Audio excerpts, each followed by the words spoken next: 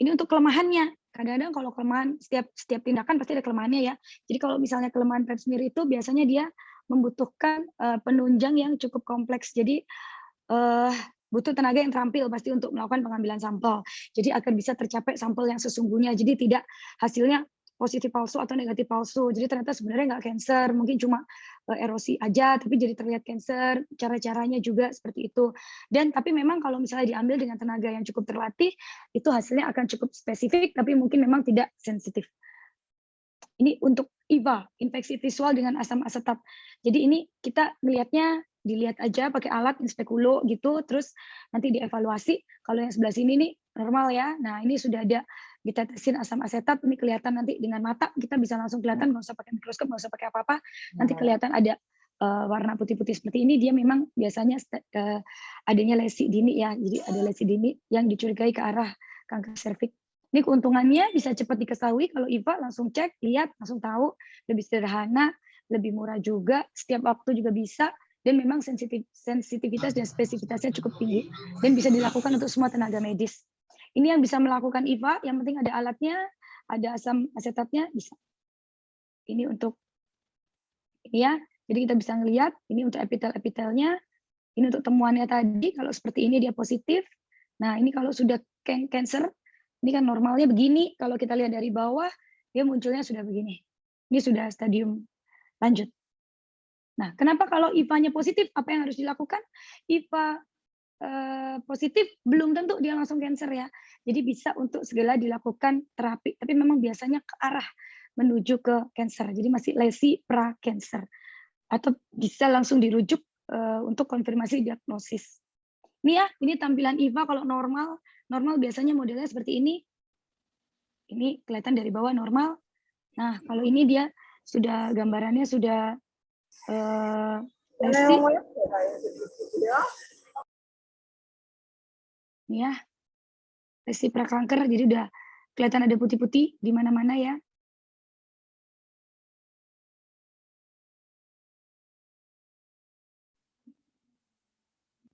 Nah, nih. Nah, ini kalau sudah cancer, ya. Nah, gimana sih cara kita mencegahnya? Memang dengan penggunaan kondom tentunya bisa menurunkan resiko adanya infeksi HPV yang menular secara seksual, tapi tidak sepenuhnya melindungi dari virus HPV itu sendiri. Jadi HPV bisa ditularkan juga melalui kontak kulit. Jadi kalau misalnya tertutup kondom, otomatis bisa menurunkan resiko. Gimana lagi cara kita mencegahnya? Salah satunya dengan melakukan vaksinasi. Jadi mungkin yang belum tahu, saat ini sudah ada vaksinasi untuk CA cervix yang secara tidak langsung juga bisa memberikan perlindungan ya. Idealnya ya, sebaiknya vaksinasi diberikan sebelum aktif secara seksual. Cuma memang kebanyakan untuk yang tidak tahu atau terlambat sudah terlanjur aktif seksual, sudah menikah, bahkan sudah punya anak, it's okay, nggak masalah. Bagaimanapun juga mencegah lebih baik daripada mengobati, jadi bisa untuk melakukan vaksinasi. Ya, jadi didiagnosnya untuk kanker serviks mostly itu di antara usia 35 sampai 55 tahun. Tapi bukannya dia baru kena di 35 atau 55 tahun, tapi kebanyakan mereka sudah pernah terinfeksi kanker serviks itu HPV-nya itu sudah terinfeksi di masa remajanya, 5-10 tahun yang lalu. Dan kebanyakan 3 dari 4 kasus infeksi baru itu pada perempuan usia muda. Gitu. Ini vaksinasi ya. Vaksinasi itu bisa mencegah infeksi HPV, terutama untuk HPV tipe 6-11 dan 16-18. Untuk yang sel serviks dan kutil kelamin, boleh untuk ibu menyusui, tapi memang tidak bisa diberikan untuk ibu-ibu yang sedang hamil. Jadi kalau sudah sedang hamil, tunda dulu untuk vaksinasi.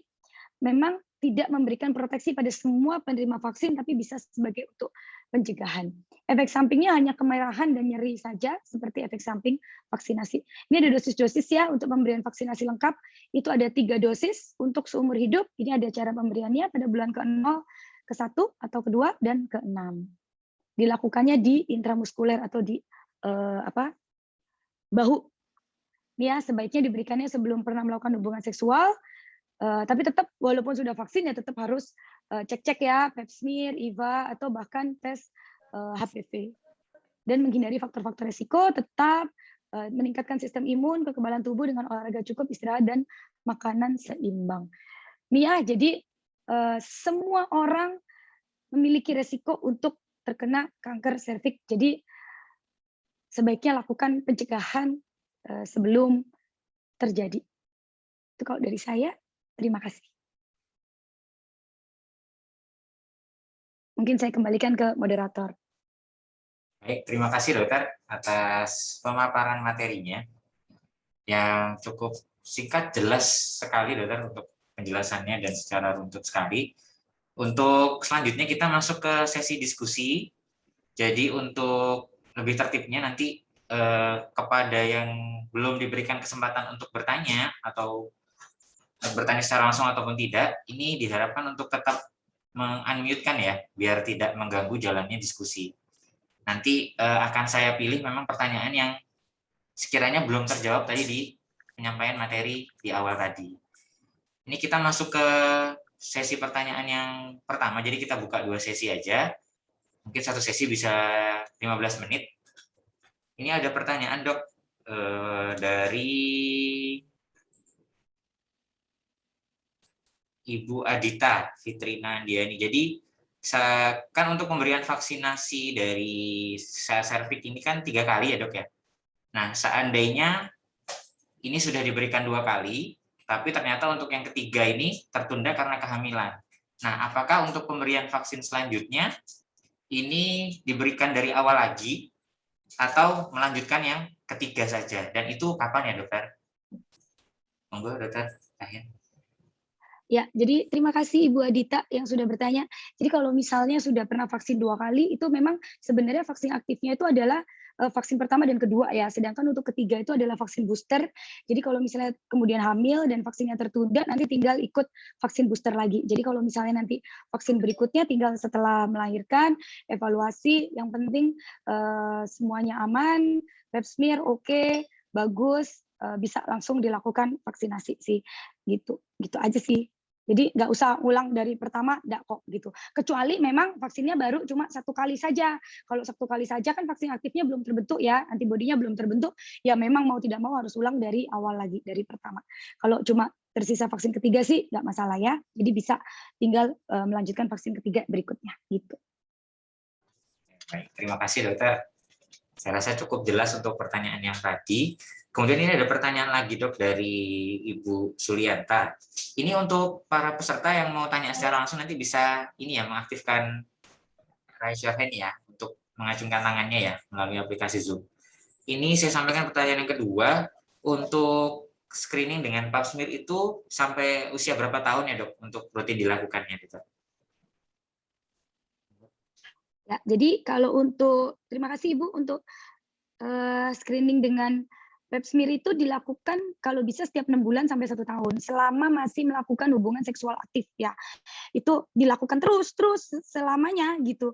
Jadi cek terus gitu. Memang harus begitu. Selama kita masih punya serviks, selama kita akan beresiko, dan memang resikonya adalah salah satunya dengan hubungan seksual ya. Jadi selama kita melakukan hubungan seksual aktif ya sebaiknya untuk pencegahannya kita melakukan vaksinasi sel serviks. Bagusnya sih tiap 6 bulan sekali ya, tapi kalau misalnya mau setiap 1 tahun sekali ya nggak masalah lah. Yang penting memang kita rutin melakukan pap smear berkala gitu. Jadi kayak general check up. Jadi mungkin jangan cuma pap smear aja Bu, kalau misalnya setahun sekali general check up semuanya. Jadi cek darah gitu ya Dok. Jadi di Rumah Sakit Kaliwates ada tuh untuk Siap, MCU ya, medical check up ya Dok gitu. Jadi lakuin semuanya Bu. Jadi nggak cuma ketemu saya pap smear semua langsung. Jadi sekalian 1 tahun sekali general check up semua dari head to toe gitu. Semua lakukan aja. Jadi itu tentunya akan lebih safe karena bagaimanapun juga penyakit juga bukan kanker serviks aja tapi semua bisa, dan di Rumah Sakit Kaliwates semua sudah tersedia. Jadi langsung aja nanti kontak ke bagian marketing rumah sakit gitu. Terima kasih dok. Mungkin ada ini yang menjawab pertanyaan juga ada yang nanya tadi kalau di Kaliwates apa tersedia vaksin HPV-nya, ya itu tadi sudah dijawab tercahaya ya. Ada. Tersedia, bisa langsung menuju Kaliwates nanti.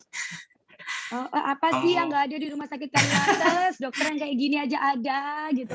Ada sayang, semuanya ada. Kamu bisa tinggal datang sesuai dengan jamnya. Kamu juga udah bisa telepon. Kamu bisa cari Instagramnya tuh ada RSUK Kaliwates. Kamu DM langsung dibales. Kamu nanti langsung cari kontak person. Semuanya ada. Jadi kalau Rumah Sakit Kaliwates sudah bisa semuanya aman gitu. Baik, dokter. Ya. Kemudian ini ada pertanyaan juga, dok. Kalau untuk wanita muda, ini kira-kira ada nggak ya tanda-tanda awal banget, dok, yang sekiranya ini mengarah ke CA cervix, mungkin yang belum nikah atau masih remaja, dokter, yang masih muda. Mungkin mungkin lebih ke arah gini ya, kalau misalnya belum menikah kan seharusnya tidak pernah terpapar ya, kalau masih remaja, belum pernah melakukan hubungan seksual tuh seharusnya tidak pernah terpapar kan, terpaparnya dari mana? Mungkin bisa terpaparnya tuh HPV-nya, jadi human papilloma virus, tapi kayak misalnya kalau cancer gitu enggak, dan kalau misalnya belum pernah berhubungan seksual tentunya ya enggak boleh di IVA, nanti diperawanin dong sama dokternya gitu ya, dimarahin dong saya sama suaminya nanti.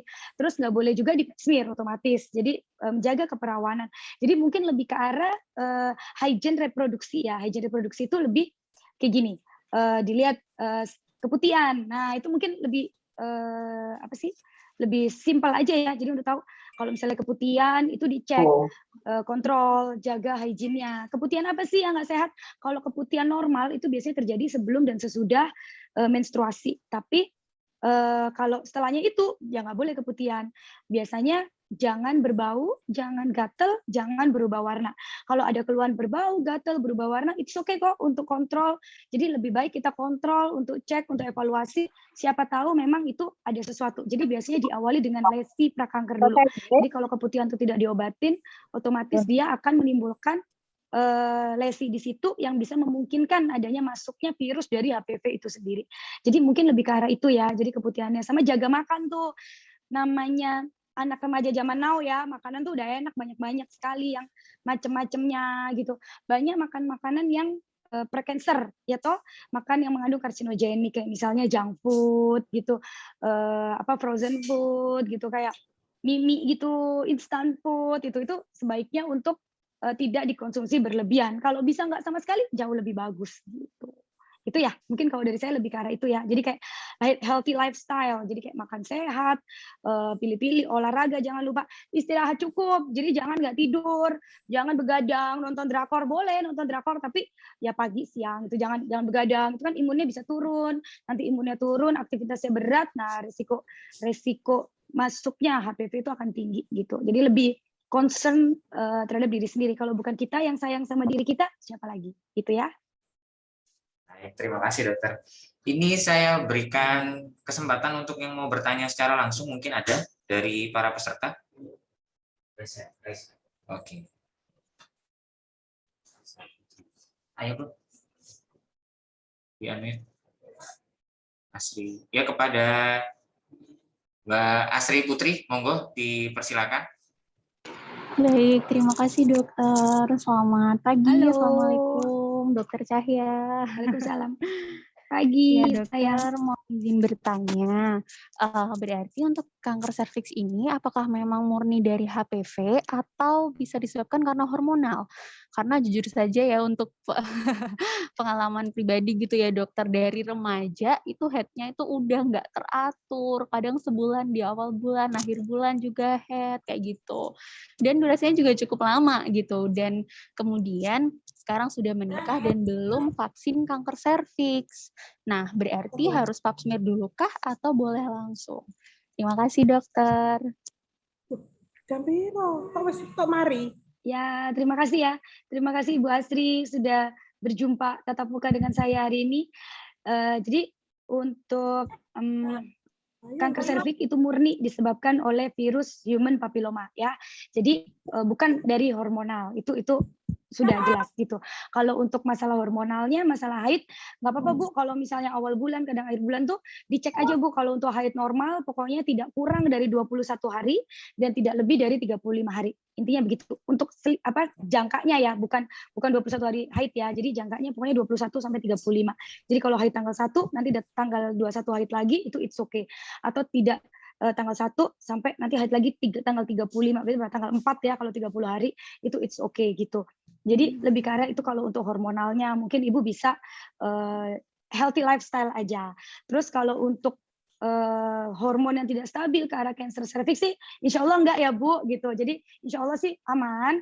Terus kalau Ibu memang belum vaksin, nggak apa-apa Bu, even though saya pribadi itu, dulu saya juga nggak ngerti Bu, gitu. Jadi taunya adalah setelah saya sudah menikah, gitu. Ya nggak masalah Bu, karena lebih baik kita mencegah, walaupun mungkin memang, apa itu namanya, angka preventifnya atau pencegahannya agak sedikit turun, tapi itu it's okay, daripada kita tidak sama sekali. Jadi boleh kok melakukan vaksin. Lalu kemudian bisa langsung atau enggak. Jadi memang sampai sekarang itu masih ada 2 versi, Bu.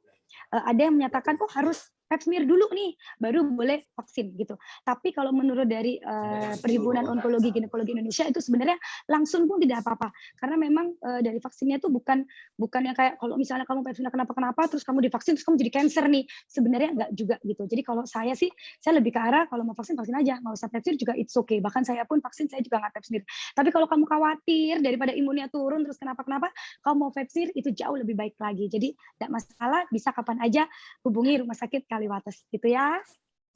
Oke, terima kasih banyak Dokter. Sama-sama.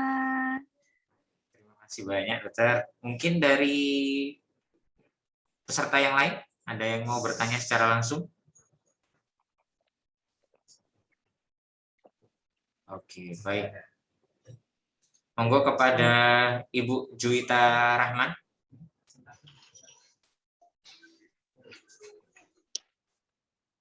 Halo, selamat pagi Dokter Cahya.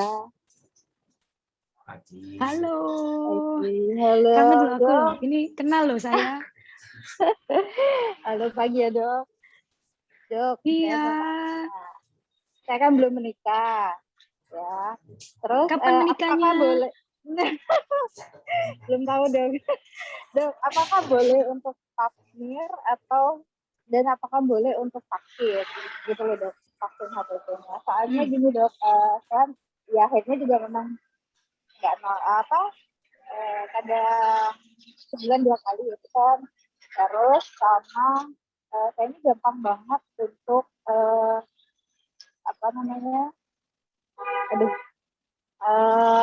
keputihannya tuh gampang banget gitu loh Dok. Gitu.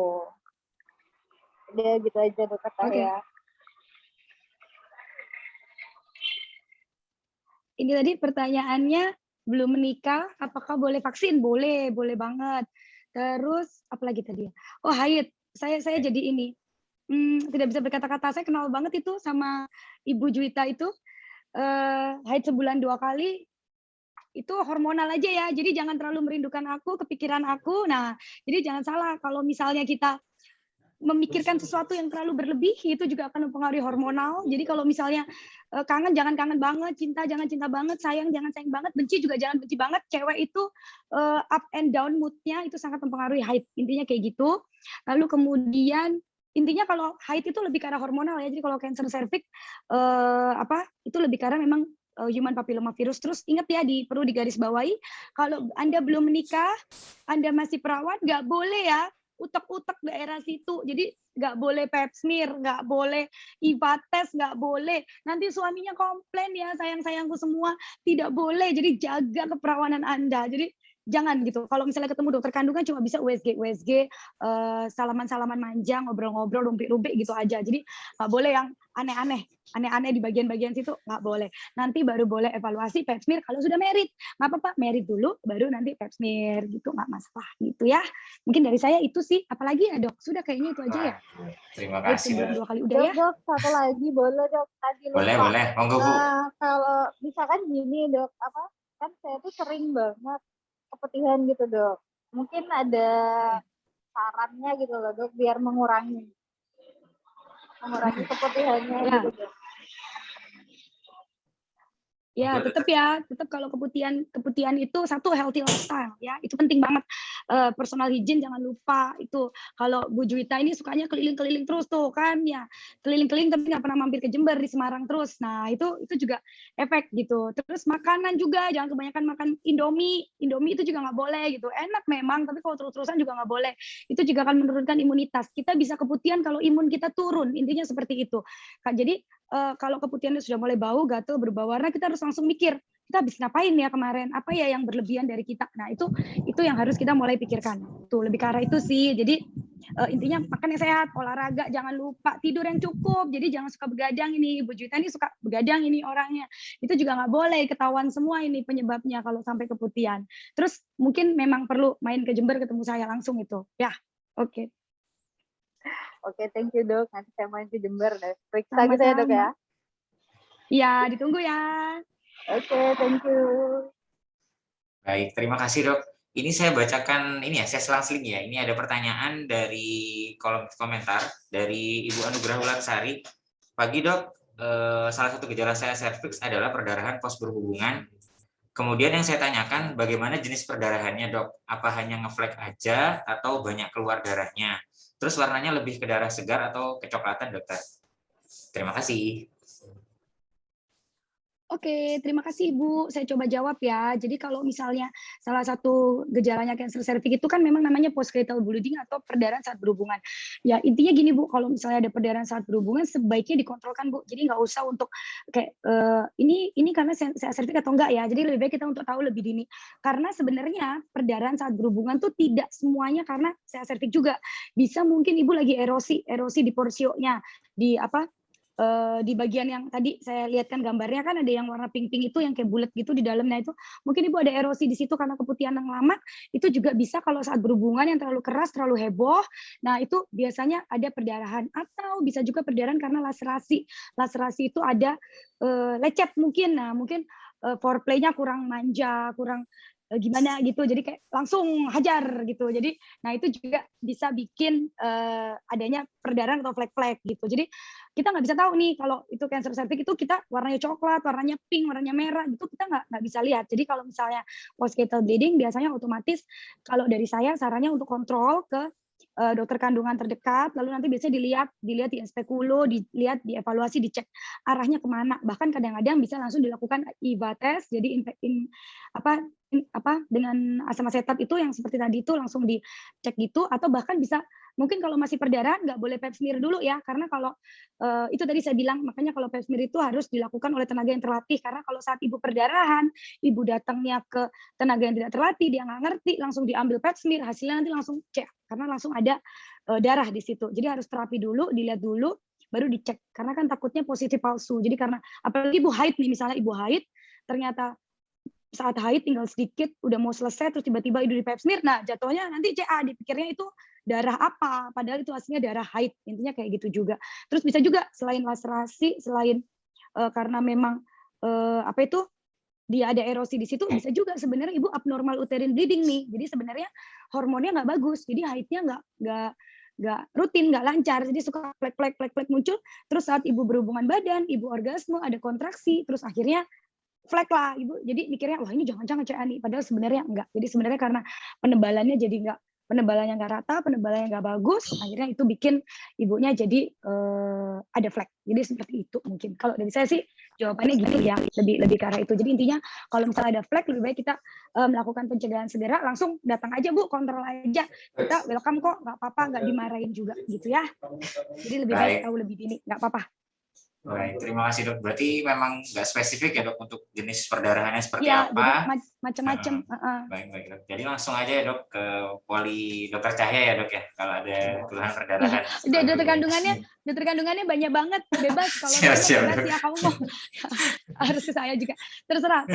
Semua bagus-bagus, dokter kandungan di Jember tuh mantap-mantap semua, oke. Jadi bisa langsung, cuma memang dikhususkan Kaliwates aja Bu, gitu ya. Siap dok. Oke baik, kita masuk ke termin yang kedua ya. Ini kan sudah 15 menit berjalan. Langsung aja deh, nanti kesimpulannya saya jadikan satu untuk kedua terminnya. Ini langsung ke yang sudah mengangkat tangan ya, kepada siapa ini? Wawan Widianto, Bapak Wawan Widianto. Monggo. Iya, selamat pagi, dokter. Pagi, Pak. Iya, selamat pagi. Iya, masih pertanyaan dengan termin yang pertama tadi, dokter. Boleh ya, dokter ya? Monggo, enggak apa-apa, Pak. Silakan. Iya. Boleh, Pak, silakan. Boleh, Pak. Oke, dokter. Ini mewakili dari ibu-ibu yang single parent, dokter. Dengan ibu-ibu yang single parent, apakah ada potensi untuk terjadinya CA cervix, dokter? Mohon penjelasannya, dokter. Terima kasih, dokter. Selamat pagi. Pagi. Pagi. Jadi saya langsung jawab aja ya, Dok. Monggo, dokter. Ya, jadi kalau untuk ibu-ibu single parent tergantung, Pak. Jadi single parents-nya itu bagaimana dulu? Kalau dia single parents tidak aktif secara seksual ya seharusnya sih enggak ya, kalau single parents masa aktif seksual. Cuma ya who knows ya. Jadi intinya untuk ibu-ibu yang single parents yang tidak aktif secara seksual ya tentunya resiko untuk terpapar CA-cervix itu pasti kita bingung juga dari mana gitu ya. Kemungkinan besar sih tidak. Kecuali ya dia itu tadi saya bilang, dia sudah pernah terpapar 5 atau 10 tahun sebelumnya. Mungkin saat dia sebelumnya dia single parents. Nah, itu bisa gitu. Jadi jangan kalau misalnya wah ini single parents terus ketahuan nih HPV-nya positif terus kita langsung rumpi-rumpi ini jangan enggak gitu. Jadi seperti saya bilang CA-cervix itu biasanya ditemukan saat dia sudah stadium lanjut. Jadi bukan saat dia stadium dini. Jarang sekali yang ditemukan dengan stadium, angkanya kecil sekali. Nah, jadi bisa juga sebenarnya ibunya sudah pernah terpapar, sedang ada di situ, sedang berkembang tapi tidak sadar, lalu tiba-tiba dia sudah single parents, tiba-tiba dia muncul. Jadi tiba-tiba ada keluhan, tiba-tiba pipisnya sakit, atau tiba-tiba dia perdarahan, keputihan yang berbau, keputihan yang banyak, badannya tambah kurus. Bukan ibunya kita curigain, tapi berarti dia sudah pernah kena sebelumnya, itu juga bisa. Jadi saya sarankan sih, walaupun single parents, rutin aja pap smear. Kenapa? Karena belum tentu. Jadi kayak misalnya gini, aku udah single parents nih sekarang, aku pap smear sekarang, udah habis itu aku udah usah pap smear lagi, mungkin ya udah selesai, berarti aku nggak mungkin kena CA-cervix, belum tentu. Jadi tetap aja rutin pap smear 6 bulan sampai 1 tahun sekali, karena kan bisa aja dia belum muncul, jadi mungkin masih lesi precancer, masih di bawah tuh, mungkin masih displasia aja, atau mungkin erosi biasa aja. Nah itu bisa gitu. Jadi belum tentu dia tidak pernah terpapar di dulu-dulunya, karena itu tadi saya bilang. Bahkan tadi sudah saya sebutkan di PowerPoint saya bahwa anak remaja itu bahkan sudah banyak yang dia terinfeksi. Mungkin yaitu bisa dari faktor hygiene-nya dia seperti itu. Jadi dia ada lesi di situ, luka, keputihan lama, dicuekin, luka gitu-gitu. Terus dia akhirnya menikah di usia muda, terus dia terpapar dari mungkin pasangannya, terus akhirnya dia kenanya baru setelah dia sudah usia dewasa, lebih dewasa, maksudnya udah usia lebih tua seperti itu. Jadi itu ini sekali sih. Jadi bisa gitu Pak, tapi bukan saat dia single parents-nya tentunya. Beda cerita kalau dia single parents tapi seksual aktif ya, beda cerita. Kalau itu ya kemungkinan bisanya bisa banget gitu. Mungkin dari saya itu sih. Baik, terima kasih dokter untuk jawabannya yang sangat komunikatif sekali ya dok. Jadi bukan karena dia single parent akhirnya nggak ada peluang untuk kena CA-cervix ya dok ya. Berarti memang mungkin dari dulunya memang sudah punya sudah kena sebenarnya tapi sedang progres menuju ke stadium yang lebih lanjut gitu ya dok ya. Baik, untuk selanjutnya ini dari Ibu Imaniar Prastiwi, monggo.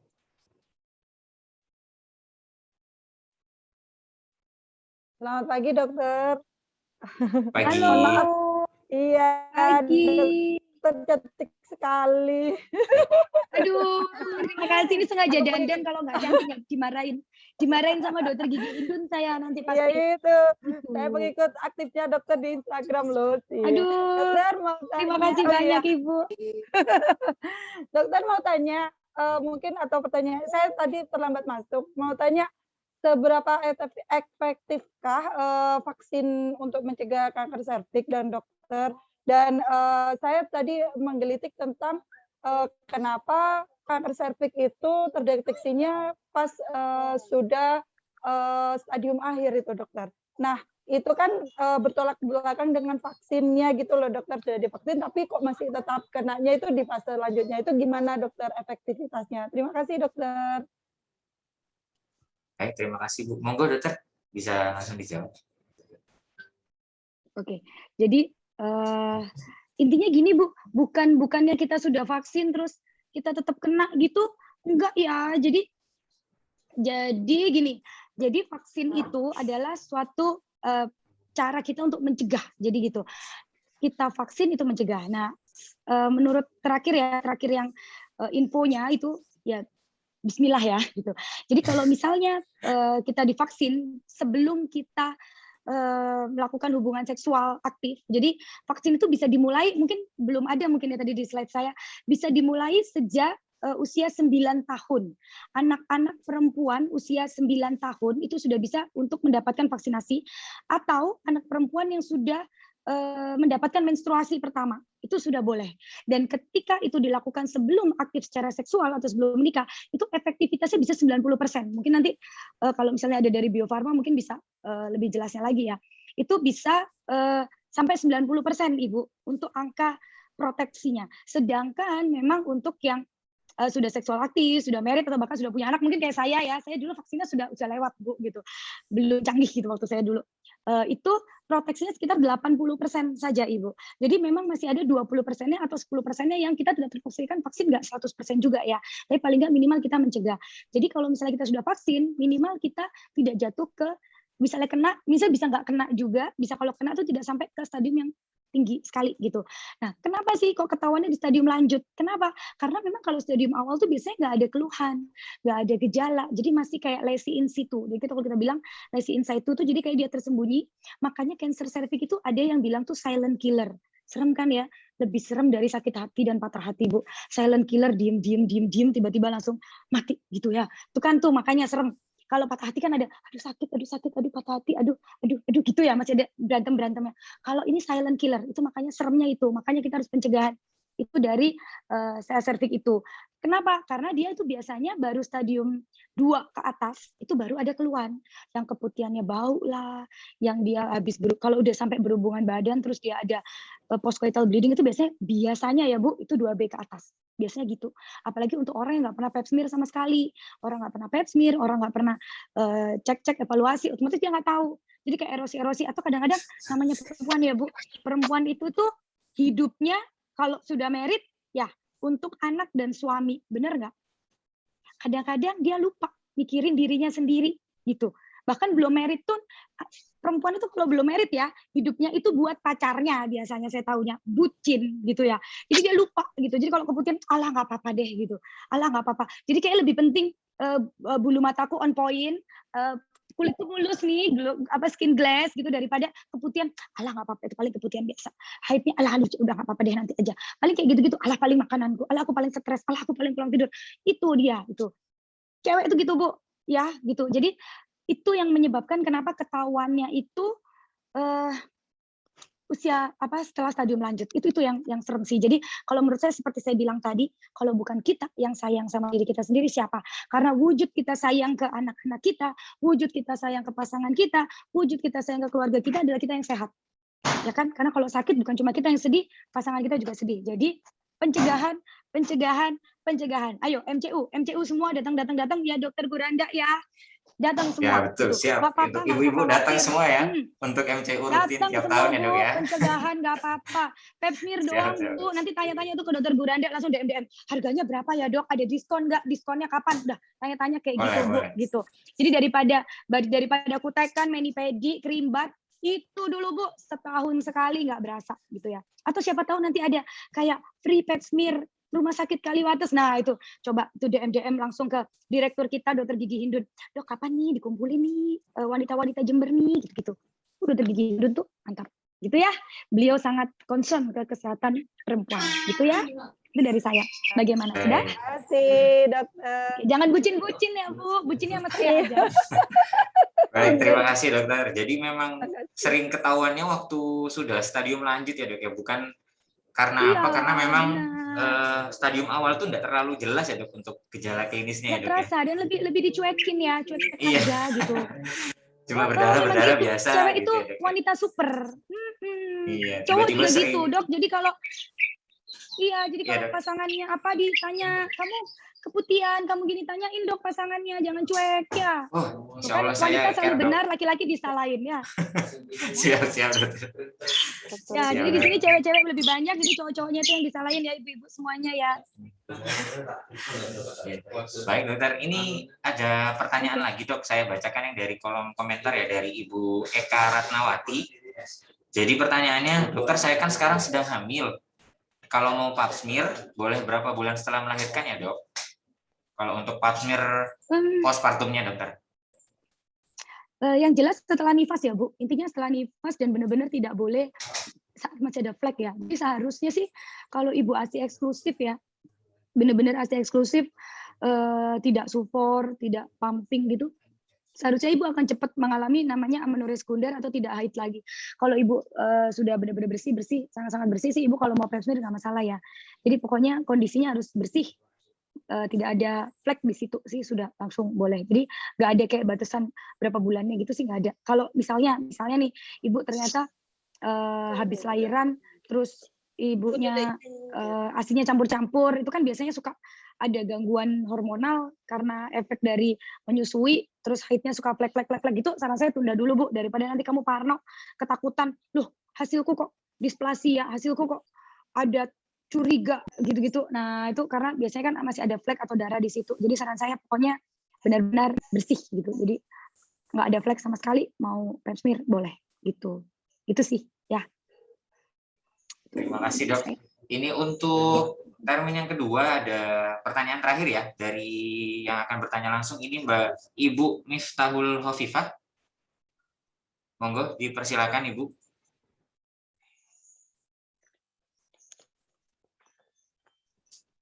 Ibu Miftahul. Ya. Oh, halo. Lagi ada anaknya nih ribet nih kayaknya. Halo, selamat pagi, Bu. Pagi, Dokter. Ini, Dok. Aduh, bentar, Dok. Saya bantu, Bu. Sini, Bu.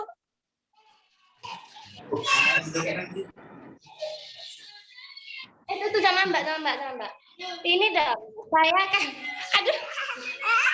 Saya kan itu sudah pernah cek IPA.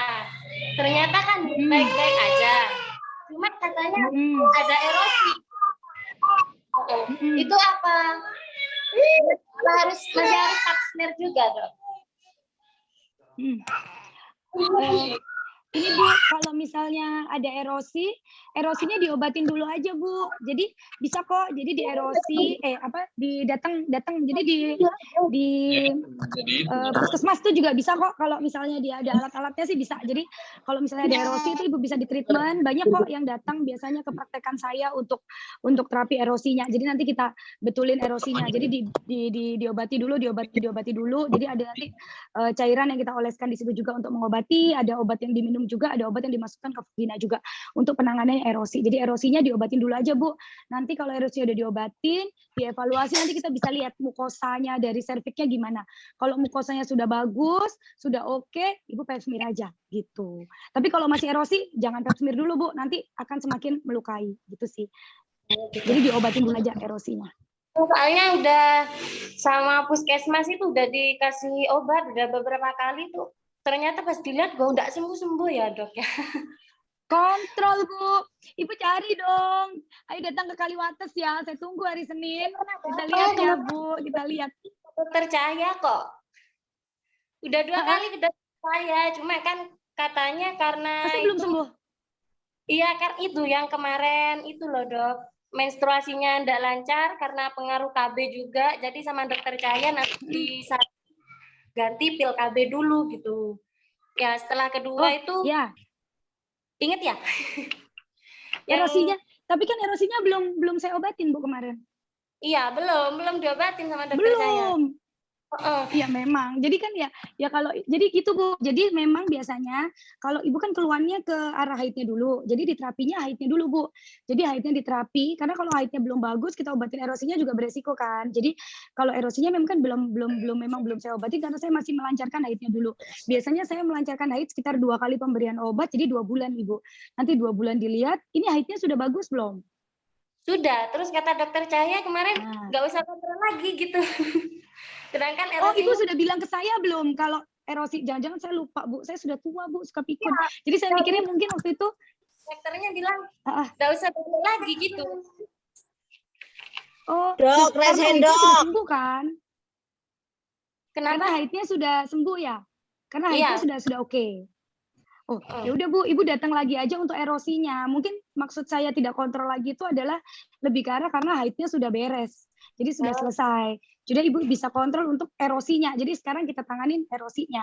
Karena haidnya sudah selesai gitu. Mungkin saya lupa Bu waktu itu. Biasanya kalau gitu berarti saya pikir keluhannya cuma haid aja. Jadi nggak ada keluhan lain di luar itu. Gitu ya. Datang lagi aja Bu, nggak masalah. Ya, soalnya kan saya pakainya BPJS, Dok. Kata dokter, kalau BPJS nggak bisa gitu. Oh iya, Oke. kalau kayak pap smear, nah itu dia. Kalau kayak pap smear dan lain-lain gitu bisa nggak sih dok? Setahu saya nggak bisa ya. Ya, Gimana ya? kayaknya nggak Tanyakan bisa ke ya, Dok. rumah sakitnya deh kayaknya. Berarti Gimana? terima tesnya tanpa rujukan ya pakai mandiri ya, Dok ya? Ya, untuk lihat ya mandiri aja Bu untuk evaluasi itu. Saya kurang tahu sih kalau BPJS, setahu saya pap smear bisa ya kok. Setahu saya nggak bisa ya. Itu kan MCU ya. MCU biasanya, Dok. Iya. Nggak masuk BPJS tahu saya Ya. Bu, mohon maaf sekali. Mungkin karena itu ya, mungkin ya. Saya lupa sih kalau ya Iya, nggak apa-apa Bu, baik. datang aja gitu. Kalau hormonal sih bisa-bisa aja pakai BPJS, tapi kalau yang itu mungkin nggak bisa ya. Mungkin kamu bisanya pakai IVA di fase 1 Sekali ya Bu. lagi dong, Jadi kalau mau tanya dong. Dokter, tolong mau tanya. Tolong yang belum diberi kesempatan untuk di-unmute dulu ya. Kita kasih kesempatan yang gitu sedang sayang. bertanya. Ya. Gimana Ibu Mifta? Ya, Ya, sudah, Dok. cukup jelas ya Bu ya. Ya, datang aja Ibu, saya tunggu, silakan. Ya. Terima kasih, Dokter. Oke, baik ini Iya. untuk terima kasih ya atas pertanyaannya. Ini oke deh, satu pertanyaan terakhir ya dari Agus tadi. Ibu Agus Raharto. Monggo dipersilakan Ibu. Alhamdulillah, akhirnya. Dokter, assalamualaikum. Selamat pagi Ibu. Salam kenal. Iya, Waalaikumsalam warahmatullahi. Nggih, Dokter Cahya. Saya salah satu fan-nya di Pagi, Instagram Bu. loh. Aduh, terima kasih banyak Ibu. Terima Iya, kasih. oke. Saya ini sudah spiral masuk periode kedua. Jadi yang pertama 5 tahun, habis itu yang periode kedua ini jalan 3 tahun, Dok. Oke. Iya. Oke, pap smear saya rutin, swab juga pernah. Gus. Terus awal-awal pemasangan IUD memang mengalami sangat banyak bukan pendarahan ya, headnya itu beramber-amber gitu. Katanya Banyak. konsultasi sama si Mbak Bidan ini katanya udah Mbak, mungkin masih adaptasi benda asing di dalam. Oke. Nah, yang saya rasakan kebelakangan ini, Dok, kenapa kok ada nyeri-nyerinya ya, Dok? Setelah pemasangan IUD kedua, periode kedua maksudnya, gitu. Terus kalau seputar kewanitaan, erosi lendir kayak gitu kan sudah biasa ya mungkin. Cuman kan yang saya pegangi agak tenang adalah saya rutin swab dan saya rutin pap smear. Nah, pertanyaan saya adalah ke dokter, apakah ada hubungannya pemasangan IUD sama nyeri dan kadang volume darahnya itu, Dok. Terima kasih. Oke. Saya jawab ya, Bu. Saya coba jawab ya, Dok. Monggo, Mungkin Dokter. agak sedikit di luar konteks Iya, aserviknya, nggak apa-apa deh, konteks, iya. bonus ya, Dok ya. Oh, Bonus, enggak, nggak Dok. apa-apa. Oke. Dok, maksud saya itu saya juga takut kan, iki kok misalnya dibiarkan kayak gini terus takutnya nanti jadi ke cancer. Yes, gitu. Ya. Oke. Apa-apa, Bu. Jadi gini ya, Bu. Tentunya ini saya jawab berdasarkan dari pengalaman saya ya, Bu, sama ilmu yang saya punya. Karena tentunya kalau langsung diaplikasikan ke Ibu mungkin belum bisa, karena tentunya saya tidak bisa diagnos tanpa evaluasi tentunya ya. Jadi kalau saya nggak diagnos sendiri, saya nggak periksa sendiri, tentunya saya nggak bisa diagnos sebenarnya apa yang terjadi sama Ibu. Cuma memang mungkin kalau dengan adanya IUD, itu kan memang benda asing ya, dia di dalam rahim, itu memang ada beberapa yang salah satu wujud adaptasinya adalah perdarahan yang banyak. Jadi kalau kita bilang namanya AUBI, jadi abnormal uterine bleeding iatrogenic gitu. Biasanya selama itu tidak. Jadi nanti kita lihat ya, biasanya kita USG, kita lihat dari penebalan dinding rahimnya, terus kita lihat dari frekuensi darahnya yang keluar, jumlahnya juga, kuantitinya, itu biasanya selama dia masih normal, biasanya kita nggak akan kasih terapi-terapi yang bagaimana.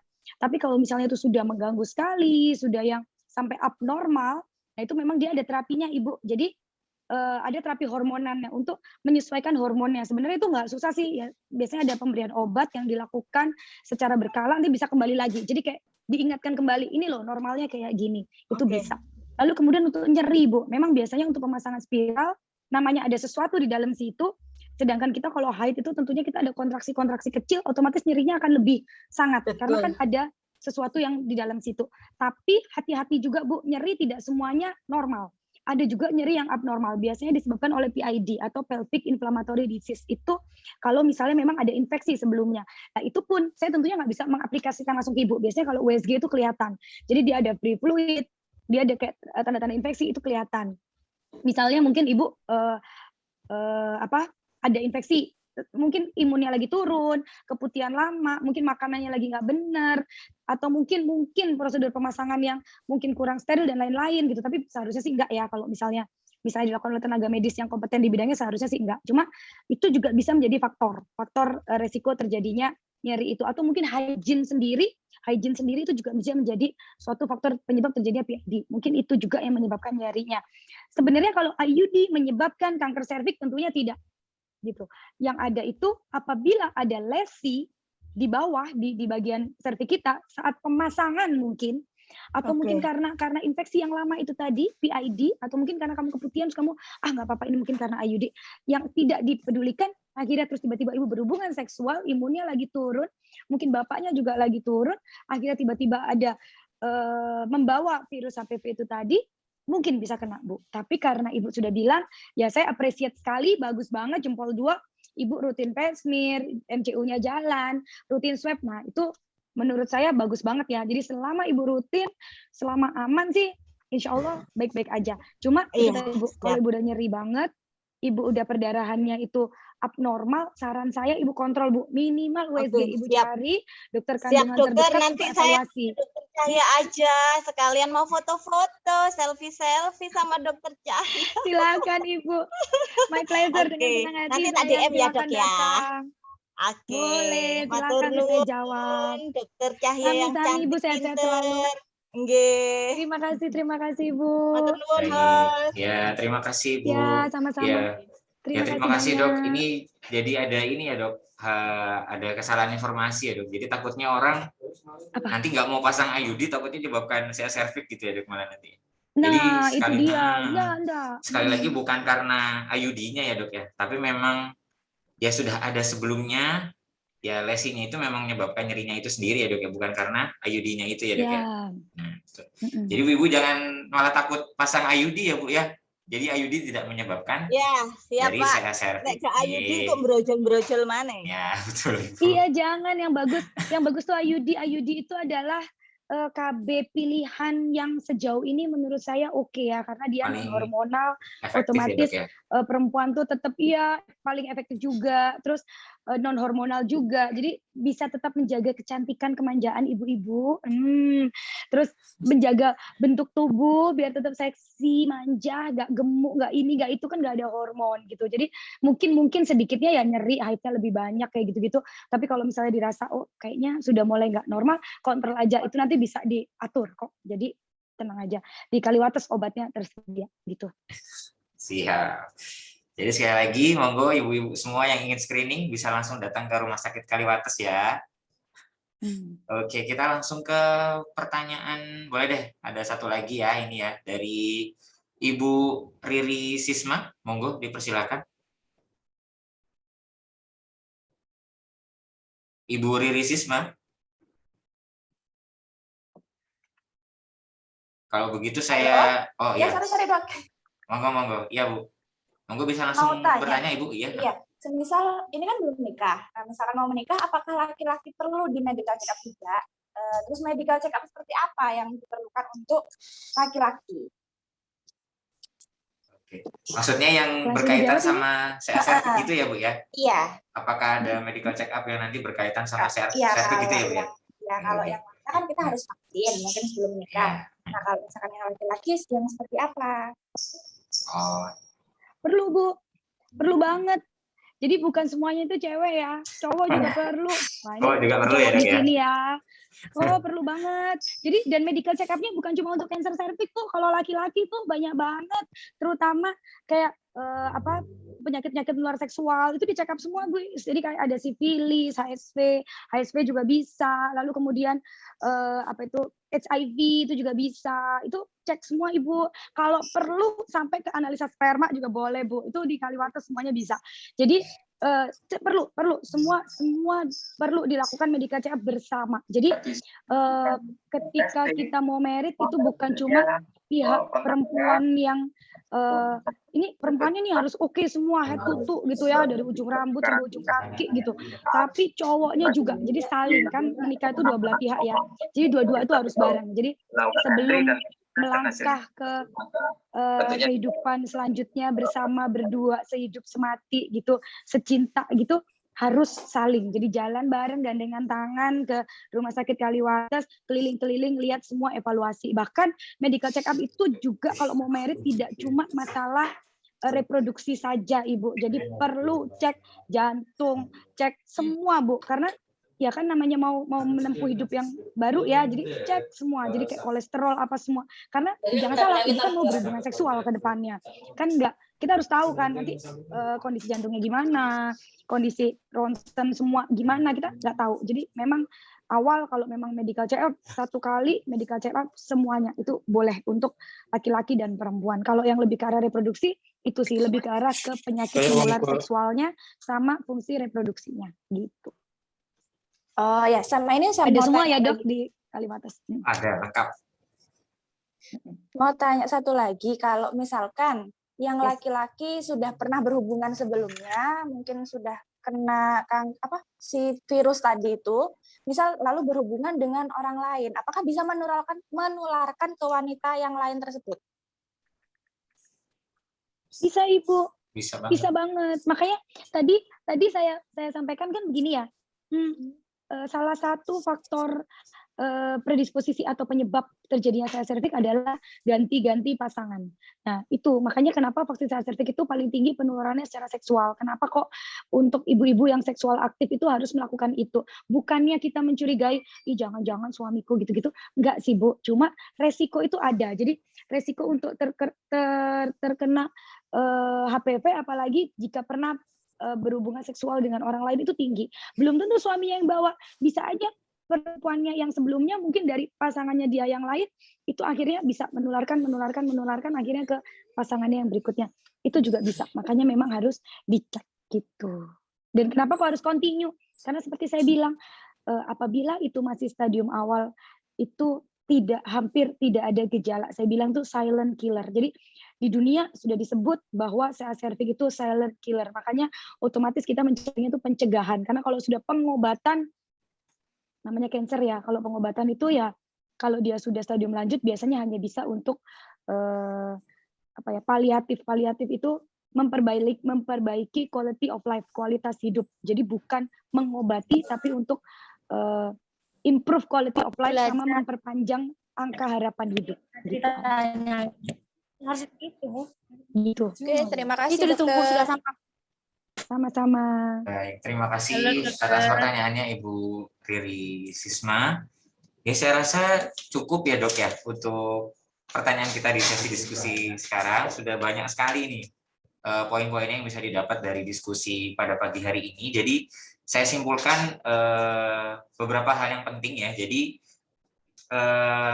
CA cervix ini itu disebabkan oleh human papilloma virus HPV itu sendiri, yang memang salah satu faktor predisposisi terbesarnya adalah dengan IMS tadi itu. Jadi yang suka bergonta-ganti pasangan itu akan meningkatkan secara prevalensi terjadinya CA cervix itu sendiri. Kemudian untuk bagaimana cara deteksi dininya? Jadi deteksi dininya ini bisa dilakukan dalam, tadi sudah digarisbawahi Dr. Cahya, bahwa kepada semua yang sudah melakukan aktivitas seksual. Jadi karena kalau belum itu akan sangat merugikan sekali bagi perempuannya gitu. Jadi ya tanda ininya ya dengan menikah. Jadi yang sudah menikah itu baru bisa dilakukan screening dengan 3 metode tadi dengan kekurangan dan kelebihannya masing-masing. Kemudian untuk pencegahannya, jadi yang pertama tadi sudah dikatakan Dr. Cahya, yaitu dengan vaksinasi. Dan infonya memang untuk vaksinasi itu ternyata sudah bisa diberikan pada anak-anak umur 9 tahun atau yang sudah mengalami menstruasi. Jadi sedini mungkin vaksinasi yang dilakukan itu akan meningkatkan tingkat efektivitas si vaksinnya itu sendiri. Jadi semakin dini semakin baik untuk tingkat pencegahan dari CA cervix-nya. Kemudian yang terakhir, dengan lifestyle yang baik dan juga jangan lupa selalu kontrol setiap tahunnya, itu kontrol minimal 1 kali dengan MCU yang lengkap dan kontrol dengan dokter spesialis obstetri ginekologi. Karena kalau hanya dengan pemeriksaan saja itu kan masih banyak false positifnya, jadi perlu dengan pemeriksaan dari expertnya. Jadi harus ketemu dokternya, harus konsultasi, nanti akan keluar karena kan lesinya, erosinya ini kan masih belum menggambarkan 100% ini CA cervix. Jadi perlu rutin kontrol mungkin setiap tahunnya sekali gitu minimal. Mungkin itu saja yang beberapa poin yang bisa kita ambil yang penting-penting sekali dari sesi diskusi kita tadi. Mungkin selanjutnya ada penyampaian materi dari teman-teman Bio Farma. Dokter, Iya, Dok. dokter saya izin dulu, Dok. Monggo, Dokter. Dokter terima kasih banyak, Dokter, atas waktunya. Mungkin sebelum saya akhiri, saya terima kasih banyak atas semua yang sudah bergabung di acara kali ini. Terima kasih kepada Rumah Sakit Kaliwates, Direktur dan tim manajemen telah membuat saya ada di sini hari ini. Terima kasih untuk seluruh tim Bio Farma, terima kasih untuk seluruh panitia, juga kepada peserta. Ini saya lihat barusan di kolom komentar saya baru buka, ini ternyata banyak banget yang mau ditanyakan. Jadi kalau misalnya mau jawabannya bisa langsung DM ke Instagram saya atau bisa lewat YouTube channel saya. Nanti bisa ditanyakan di situ ya. Jadi bisa ke Dr. Cahya Aris atau ke Instagram saya. Itu saja mungkin dari saya. Terima kasih banyak. Ya, terima kasih mohon banyak, maaf atas segala kesalahan. Assalamualaikum warahmatullahi wabarakatuh. Selamat pagi. Waalaikumsalam, Dokter. Ya, terima kasih kepada Dokter Cahya atas materinya yang sangat komunikatif sekali ya, dan implementasi ke kesehariannya itu sangat relate sekali dengan kasus-kasus yang sering ditemukan kesehariannya. Ini langsung kita ke acara selanjutnya, itu ada pemaparan materi dari teman-teman Bio Farma. Selamat pagi, Dok. Monggo kepada Bapak Ferry, dipersilakan. Ya, izin share screen. Monggo. Siap. Sudah terlihat, Dok ya?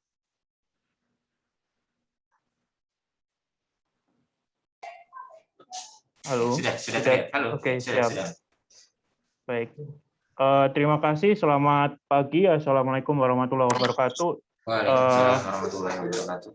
Yang terhormat Ibu Direktur, tadi saya juga melihat ada beberapa teman dari Bio Farma juga, dan juga Dr. Randa ya sebagai moderator, juga Dr. Cahyawati. Sangat luar biasa sekali. Beliau influencer yang saya kagumi salah satunya ya. Jadi penyampaiannya luar biasa. Jadi tidak terlalu ini ya, bersifat medis gitu, karena kita berhubungan dengan masyarakat awam. Dokter Randa, saya minta izin waktunya sekitar 5 menit saja untuk menyampaikan bagaimana tentang vaksinasi. Jadi ini berhubungan dengan yang tadi disampaikan oleh Dokter Cahya, bahwa salah satu untuk mencegah dari HPV itu adalah vaksin CA cervix atau HPV itu sendiri. Jadi mungkin di era new normal ini kita banyak sekali kondisi masyarakat atau tatanan baru atau adaptasi masyarakat yang baru ya daripada perilaku-perilaku kita sebelumnya. Salah satunya adalah dengan melakukan vaksinasi. Nah, mungkin masyarakat di sini, ibu-ibu semua sudah melakukan vaksin COVID. Jadi, tadi hubungannya dengan CA cervix, kita juga ada vaksin HPV. Dan itu semua lengkap sudah ada di Rumah Sakit Kaliwates. Di situ untuk klinik vaksinasinya, semua jenis vaksin, tidak hanya HPV, tapi banyak vaksinasi yang ada tersedia di Rumah Sakit Kaliwates.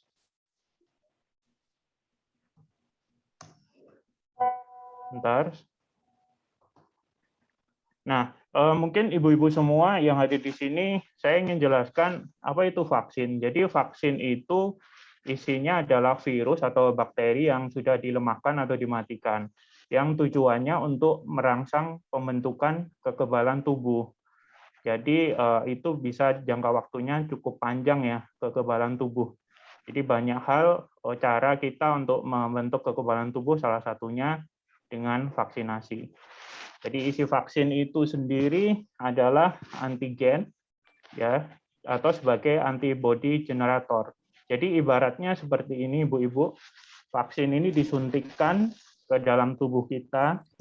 Itu di dalam tubuh kita ini kan ada antibody. Jadi antibody itu kayak tentara yang melindungi tubuh kita pada saat ada virus atau bakteri yang menyerang ke kita, itu tentara itu memusnahkan dulu gitu ya.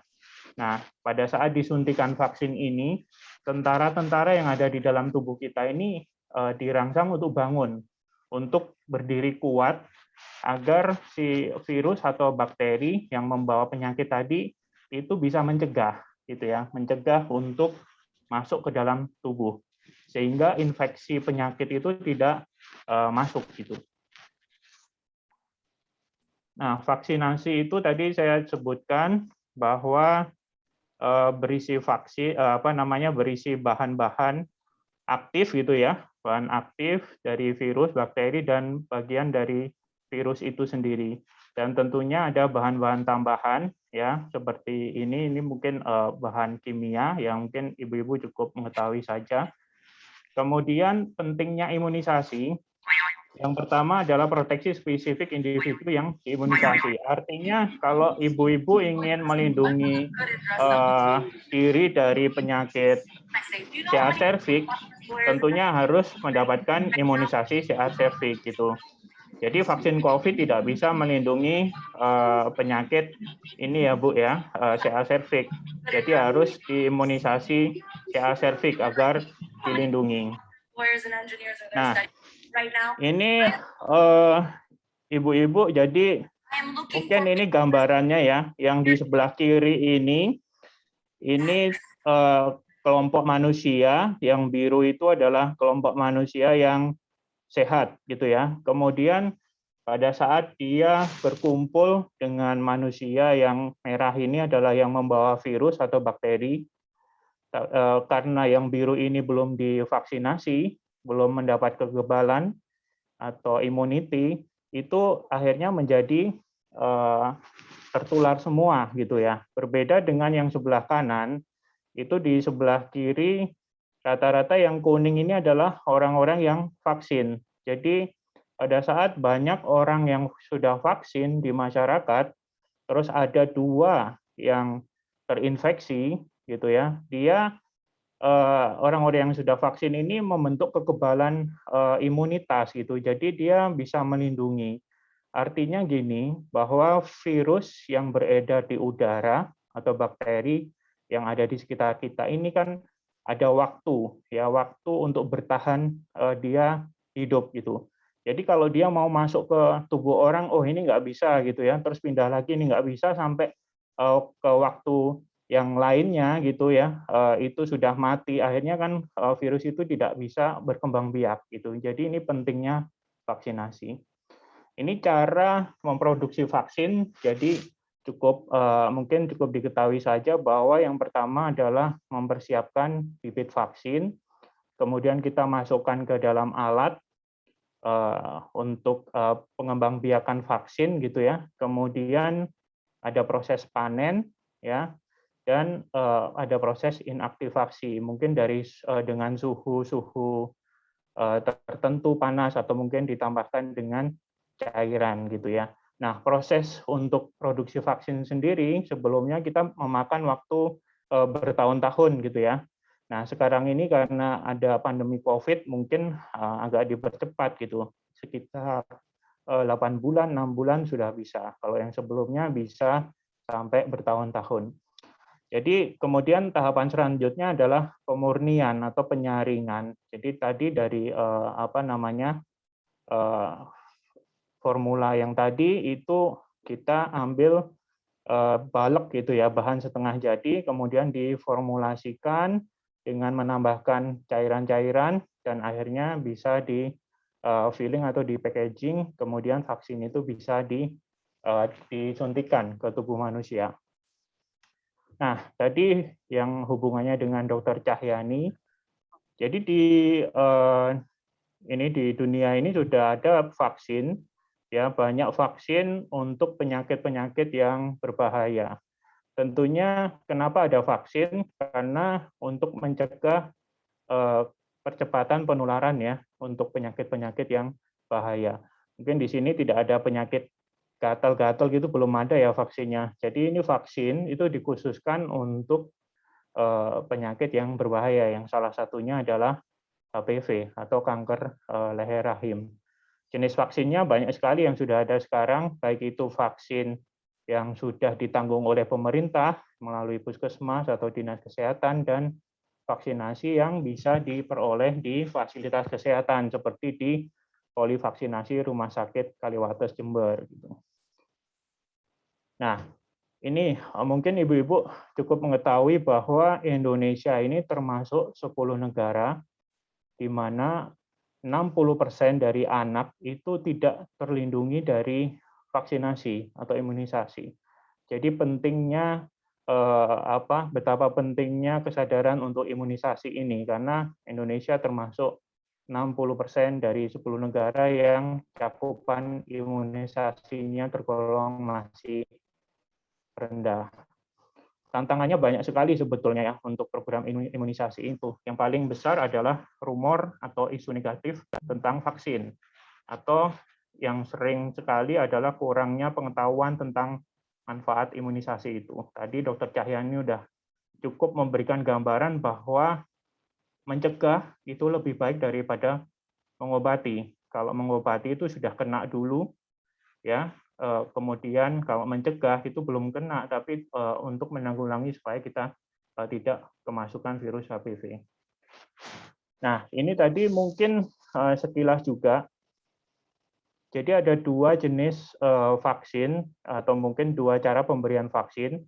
Yang pertama untuk WHO itu merekomendasikan untuk anak usia 9 sampai 15 tahun atau yang belum aktif secara seksual itu bisa dilakukan vaksinasi 2 atau 3 dosis ya dengan jadwal 0, 1, 6 bulan gitu ya.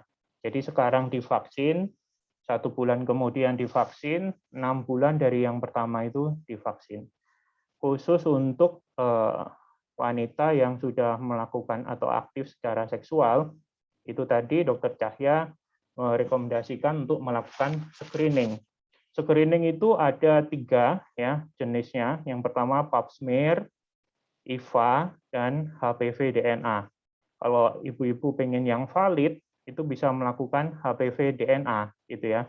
Kalau pap smear dan IVA itu mungkin ya di beberapa klinik itu sudah menyediakan, bahkan di puskesmas juga sudah ada. Mungkin di Kaliwates juga menyediakan untuk screening di HPV DNA itu. Nah, ibu-ibu jangan khawatir bahwa vaksinasi itu sudah direkomendasikan oleh himpunan dari dokter-dokter di Indonesia. Ya, yang pertama di Himpunan Onkologi Ginekologi Indonesia, kemudian Satgas Imunisasi Dewasa, dan Satgas Imunisasi Anak, gitu ya. Semua sudah merekomendasikan bahwa vaksinasi HPV ini sangat efektif untuk mencegah penularan dari virus CA cervix gitu. Ini jadwal ya, bahwa kalau menurut Ikatan Dokter Anak Indonesia itu idealnya untuk usia 9 sampai 15 tahun untuk anak perempuan itu sebaiknya diberikan vaksinasi CA cervix dengan tanpa melakukan tes terlebih dahulu karena belum aktif secara seksual. Dosisnya bisa cukup 2 kali atau 3 kali gitu ya. Jadi mungkin ibu-ibu perlu tahu bahwa vaksin ini sebetulnya tidak ada overdosisnya ya. Yang penting diberikan jadwal sesuai dengan rekomendasi. Kemudian ini adalah rekomendasi dari dokter Perhimpunan Dokter Penyakit Dalam. Ya, bisa diberikan untuk usia 15 tahun ke atas gitu ya. Dan menurut penelitian itu bahwa vaksinasi itu yang cukup diberikan 3 kali itu bisa melindungi sampai 50 tahun. Jadi cukup divaksin 3 kali tadi, itu bisa melindungi diri kita sampai 50 tahun dari potensi tertularnya virus HPV atau CA cervix. Nah, mungkin itu dari kami. Jadi nanti segala pertanyaan ibu-ibu semuanya bisa ditujukan ke Dokter Cahya. Kemudian untuk pelayanan vaksinasi bisa langsung ke polivaksinnya Rumah Sakit Kaliwates, karena di sana sangat lengkap sekali dari vaksinasi umroh, vaksinasi dewasa, dan vaksinasi anak-anak juga sudah ada. Terima kasih atas waktunya. Assalamualaikum warahmatullahi wabarakatuh. Waalaikumsalam warahmatullahi wabarakatuh. Ya, terima kasih dari teman-teman Bio Farma, Mas Ferry ya, atas pemaparannya tadi. Ya, jadi memang sekarang ini setelah zaman COVID ya, setelah pandemi COVID ini memang vaksinasi ini menjadi tren kembali. Kenapa? Karena kita berangkat dari pencegahan. Jadi salah satu cara terbaik mengobati itu adalah ya dengan pencegahan. Karena kita cegah dulu. Karena kalau sudah sampai terkena, itu pengobatannya itu akan bisa sembuh, bisa tidak, bisa membaik, bisa memburuk. Jadi yang terbaik adalah dengan melakukan pencegahan. Salah satunya adalah dengan vaksinasi. Di era pandemi seperti sekarang ini, jadi nggak cuma hanya COVID. COVID itu hanya mungkin reminder aja untuk kita semua bahwa pentingnya vaksinasi. Karena terlihat sekali orang yang sudah divaksinasi itu hanya gejala ringan saja pada COVID. Hanya batuk pilek biasa. Tapi ketika orang tidak divaksinasi, itu akan menyebabkan sampai gagal nafas, sampai paru-parunya putih semua isinya dan tidak bisa diselamatkan. Jadi gitu. Nah, Rumah Sakit Kaliwates ini menyediakan semua bentuk vaksin. Dari vaksin dewasa sampai vaksin anak-anak. Vaksin dewasanya ini semua lengkap, mulai dari HPV, karena kita concernnya tadi di CA cervix. HPV sudah bisa diberikan dari mulai anak usia 9 tahun, dan itu sudah tadi dijelaskan, rekomendasinya sudah valid sekali. Dari Perhimpunan Dokter Anak, Perhimpunan Dokter Obgynnya sendiri, dan Perhimpunan Dokter Penyakit Dalam itu sudah merekomendasikan semua. Dan Kaliwates sudah ready, sudah menyediakan itu semua, karena Rumah Sakit Umum Kaliwates ini memiliki polivaksin sendiri, jadi khusus untuk vaksinasi-vaksinasi yang ada, mulai dari vaksin dewasa sampai vaksin anak-anak. Jadi mulai dari vaksin yang mungkin mau umroh, mau naik haji, itu ada vaksin meningitis dan vaksin influenza, itu kami buka setiap hari, jadi nanti tinggal melakukan pendaftaran, registrasi, dan langsung menuju ke polivaksin. Dan ini untuk vaksinasinya kita sudah terstandar dari ICV, jadi dari International Certificate of Vaccination, itu kita sudah terdaftar. Jadi mau keluar kota, keluar negara pun sekalian, keluar dari Indonesia itu sudah bisa secara valid diakui oleh luar negeri. Jadi nggak cuma hanya di Indonesia saja. Jadi sudah bisa diakui secara internasional. Jadi aman kalau mau ke Arab Saudi untuk umroh itu bisa. Jadi sekali lagi Rumah Sakit Kaliwates menyediakan, dan juga untuk anak-anak nggak usah khawatir. Kita menyediakan adanya imunisasi drive-thru setiap hari Rabu. Jadi langsung yang menangani dokter spesialis anak. Di sini ada Dokter Edgar dari PNI Armina, spesialis anak ini yang langsung menyuntikkan vaksinnya kepada anak-anaknya ibu-ibu sekalian. Jadi prosesnya itu pun nggak usah khawatir. Kita semua tenaga medis di sini sudah melalui vaksinasi tahap ketiga. Jadi sudah sampai yang Moderna. Jadi tenang. Insya Allah untuk penularan virusnya itu sudah minimal sekali, bahkan tidak ada. Jadi tidak perlu takut untuk rumah sakit, terutama ke Rumah Sakit Kaliwates, karena kita semua tenaga medisnya sudah dilakukan vaksinasi. Jadi tenang saja, tidak usah takut, apalagi karena masalah pandemi sekarang ini. Dan lagi nanti untuk semua yang akan divaksinasi akan langsung di-screening oleh dokternya. Untuk anak-anak langsung di-screening oleh Dokter Edgar, apakah anak ini layak untuk divaksinasi, karena tidak semua orang ya itu bisa divaksinasi. Jadi sekali lagi kita bisa jamin keamanannya di sini. Tenaga medisnya juga sudah divaksinasi, dan nanti akan melalui screening yang ketat apakah anak ini layak untuk divaksinasi. Karena ketika sudah divaksinasi, kita akan membuat tentara dalam tubuh kita untuk bisa melawan virus-virus yang akan menyerang. Jadi sudah kenal sama virus yang akan masuk, dan secara otomatis kalaupun dia terkena keluhan yang terkena penyakit yang sedang menyerang, itu tidak akan seberat orang-orang yang tidak dilakukan vaksinasi. Jadi untuk ibu-ibu sekalian, bapak-bapak sekalian, kami tunggu di Rumah Sakit Kaliwates untuk melakukan vaksinasi secara rutin, sesuai jadwalnya untuk anak-anak maupun dewasa. Sekali lagi bisa langsung datang ke Rumah Sakit Umum Kaliwates, langsung menuju ke polivaksinnya. Oke, mungkin pertemuan kita pada pagi hari ini untuk webinar series tentang kanker serviks dan cara pencegahannya sudah selesai. Terima kasih kepada Dr. Hindun, Dr. Gigi Hindun selaku Direktur Rumah Sakit Umum Kaliwates yang sudah memberikan kesempatan yang luar biasa ya, bagus banget ini. Kemudian kepada Dr. Cahya, spesialis obstetri dan ginekologi selaku pemateri dan narasumber tadi yang sudah menjelaskan sangat runtut dan komunikatif dan aplikatif sekali pada kehidupan sehari-hari. Kemudian kepada seluruh staf dan panitia yang sudah bertugas secara langsung maupun tidak langsung pada suksesnya acara ini. Kemudian terima kasih sebesar-besarnya kepada para peserta sekalian yang sudah mengikuti dari awal sampai akhir. Kemudian ini ada info juga untuk semua yang bertanya tadi, itu akan mendapatkan hadiah, ada door prize dari kita. Di poster tadi, itu yang sudah bertanya nanti sudah kita kumpulkan, dan nanti akan kita hubungi melalui Rumah Sakit Umum Kaliwates. Dan untuk yang masih mau kepo masalah vaksinasi di Rumah Sakit Kaliwates, bisa langsung ke sosial medianya Rumah Sakit Kaliwates, itu bisa dari Instagram, itu Instagramnya Rumah Sakit Umum Kaliwates, itu bisa langsung dikepoin aja. Vaksinasinya apa aja, harganya berapa, terus cara pendaftarannya bagaimana. Itu insya Allah kita selalu update setiap harinya. Untuk Bapak Ibu sekalian yang ingin melakukan vaksinasi bisa langsung menuju ke rumah sakit kita. Karena kita dengan sangat antusias ya akan menyambut kedatangan untuk yang melakukan vaksinasi. Oke, mungkin cukup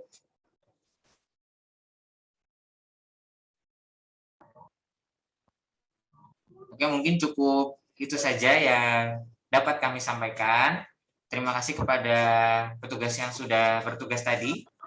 Dan terima kasih kepada seluruh peserta yang sudah antusias dan tertib ya mengikuti acara pada pagi hari ini. Kurang lebihnya saya mohon maaf.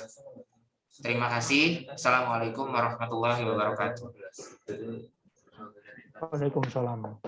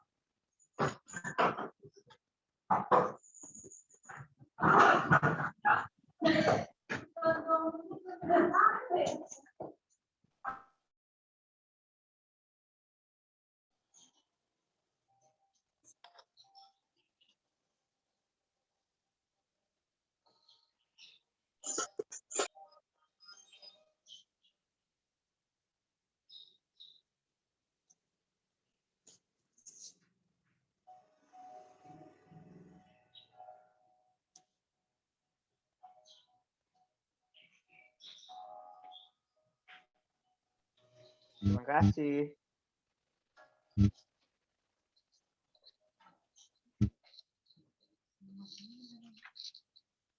Satu, putus nggak ada.